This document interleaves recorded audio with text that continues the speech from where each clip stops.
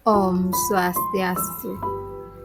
Ketemu lagi bersama saya Niluh Eka Erlinayanti dalam pembelajaran Pendidikan Agama Hindu dan Budi Pekerti kelas 8 semester ganjil tahun pelajaran 2024-2025. Materi yang akan saya sampaikan yaitu penerapan ajaran catur purusa arta dalam kehidupan sehari-hari.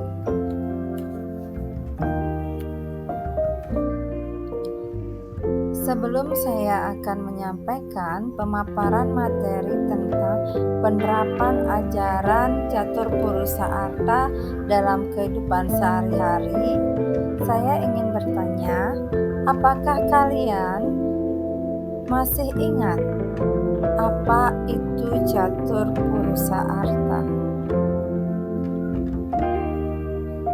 Baiklah, sekarang saya akan mengingatkan kembali tentang catur purusa arta.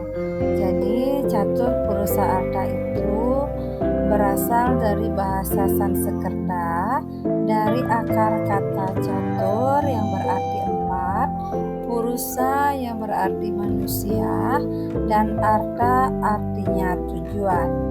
Jadi, catur purusa arta adalah empat tujuan hidup manusia. Adapun bagian-bagian dari catur purusa arta, satu yaitu dharma, dua arta, tiga kama, empat moksa. Ajaran catur purusa arta sangat baik jika diterapkan dalam kehidupan sehari-hari untuk dapat membina hubungan yang selaras, harmonis dan rukun terhadap sesama manusia dan makhluk hidup lainnya sesuai dengan tujuan tata susila. Penerapan catur purusa arta dapat kita lihat pada ajaran catur asrama dan catur warna. Dalam implementasinya, catur asrama adalah 4 jenjang kehidupan manusia yang dipolakan untuk mencapai tujuan hidup manusia yang disebut catur purusa arta. Catur asrama memiliki tujuan hidup yang berbeda-beda menurut catur purusa arta. Catur asrama adalah fase kehidupan dan catur purusa arta adalah tujuannya, dharma yang melandasinya. Adapun bagian-bagian dari catur asrama, yang pertama adalah brahmacari, yaitu masa menuntut ilmu pengetahuan yang merupakan tahap awal yang akan dilalui oleh seseorang. Yang kedua, pada tahap grahastha, yaitu masa hidup berumah tangga atau menerapkan ilmu pengetahuan hingga berguna bagi diri sendiri dan masyarakat luas. Yang ketiga, wanaprastha, masa mempersiapkan diri untuk melepaskan ikatan duniawi yang melekat dalam diri dan lebih mendekatkan diri kepada Sang Yang Widiwasa. Yang terakhir adalah biksuka. Biksuka atau disebut dengan masa sanyasin, seseorang lebih memfokuskan diri untuk mencapai moksa. Seseorang sudah mampu melepaskan diri dari kewajiban dan aspek keduniawian dan hanya mengabdikan diri kepada Sang Yang Widiwasa. Masa brahmacari. Brahmacari merupakan masa menuntut ilmu. Pada masa ini, fokus tujuan yang akan dicapai adalah dharma dan arta dalam catur purusa Purusa Arte. Seseorang akan belajar dalam memahami Dharma dan nantinya dapat mencari nafkah untuk masa depannya. Dharma sebagai modal dasar dalam mengarungi kehidupan berikutnya. Dalam Kekawin Niti Sastra, bab 5 sloka 1 disebutkan sebagai berikut. Taki takining siwake guna widya, semara wisaya ruangpu ing ayusya, tegahi tuun sancawa na gogonta, patilaring atmeng tamu paguranaken. Yang artinya, seorang pelajar wajib menuntut ilmu pengetahuan dan keutamaan. Jika sudah berumur 20 tahun, boleh kawin. Jika setengah tua, berpeganglah pada ucapan yang baik hanya tentang lepasnya nyawa kita mesti berburu. Masa Grahasta. Masa Grahasta adalah waktunya untuk menerapkan ilmu pengetahuan yang diperoleh pada masa Brahmacari untuk menopang kehidupan dalam berumah tangga. Pada masa Grahasta, tujuan hidup diprioritaskan untuk mendapatkan arta dan memenuhi kama. Dalam suatu rumah tangga, belum dapat didirikan apabila belum siap dengan sumber arta berupa pekerjaan yang tetap untuk menjalankan rumah tangga. Kama adalah satu media untuk mendapatkan kebahagiaan dan jangan sampai kama memperalat manusia. Maka dari itu, kama harus berlandaskan dengan dharma. Masa Wanaprastha. Wanaprastha berasal dari bahasa Sanskerta dari akar kata warna yang artinya pohon kayu atau semak belukar, dan prastha yang artinya berjalan atau berdoa paling depan dengan baik.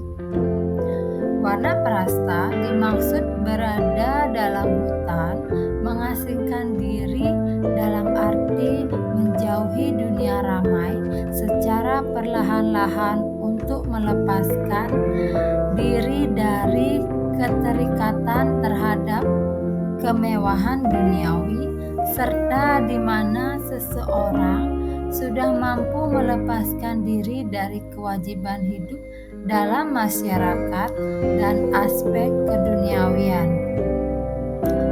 Adapun manfaat menjalankan hidup wanaprastha yaitu untuk mencapai ketenangan rohani, memanfaatkan sisa kehidupan di dunia untuk mengabdi dan berbuat amal kebajikan kepada masyarakat umum, dan melepaskan segala keterikatan terhadap duniawi.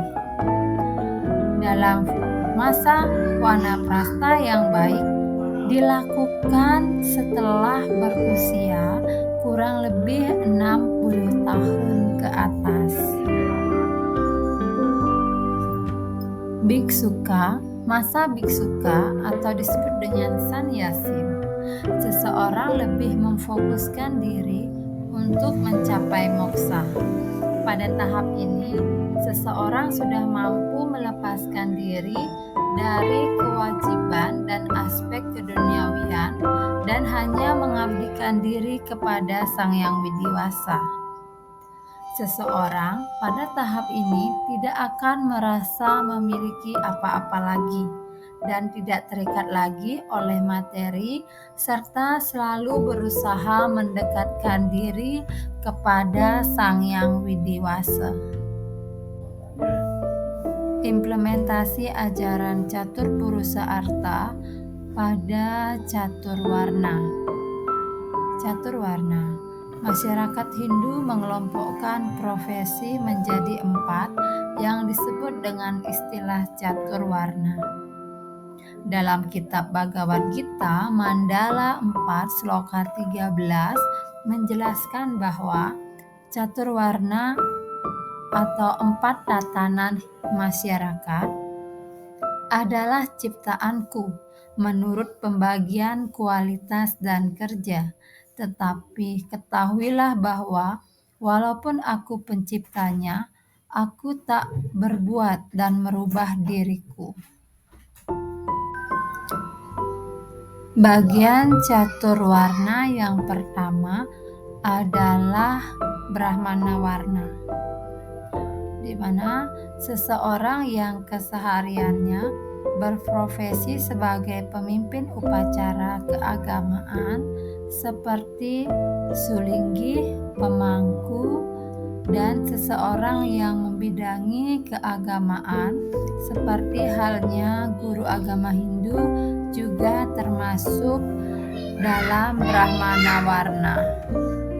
Silakan perhatikan gambar. Di sini adalah salah satu contoh dari Brahmana warna. Bagian kedua dari catur warna yaitu adalah kesatria. Jadi kesatria warna adalah seseorang yang berprofesi dalam bidang pemerintahan seperti polisi, tentara, presiden, dan yang lainnya yang berhubungan dengan ketatanegaraan.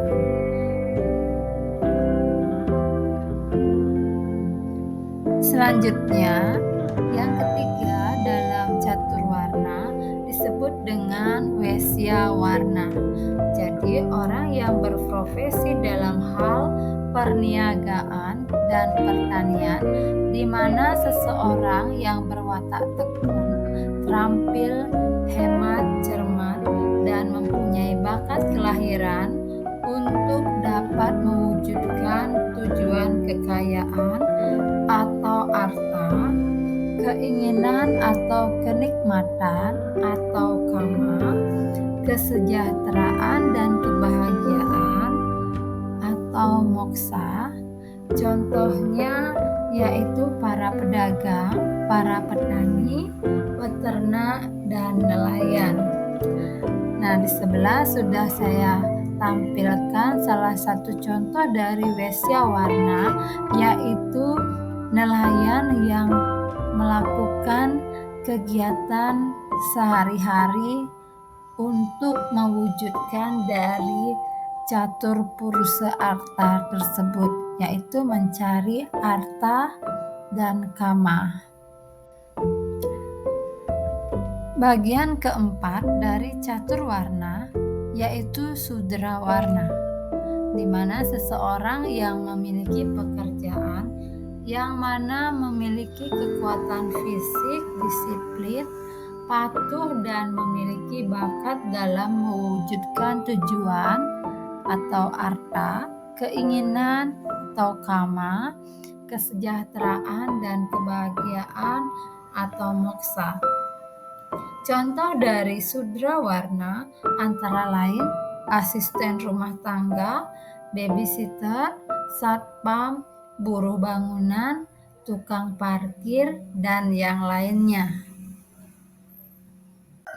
Baiklah, jika kalian sudah menonton video tentang penerapan catur purusa arta dalam kehidupan sehari-hari, sekarang coba kalian diskusikan dengan teman, dan hasil dari diskusi kalian tulis pada buku latihan kalian.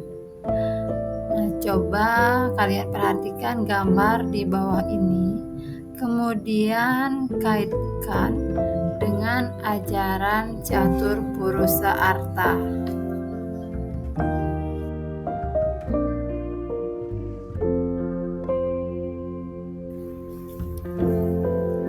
Demikian materi tentang penerapan catur purusa arta dalam kehidupan sehari-hari. Semoga bermanfaat dan terima terima kasih. Akhir kata kami tutup dengan Parama Santi. Om Santi, Santi, Santi, Om.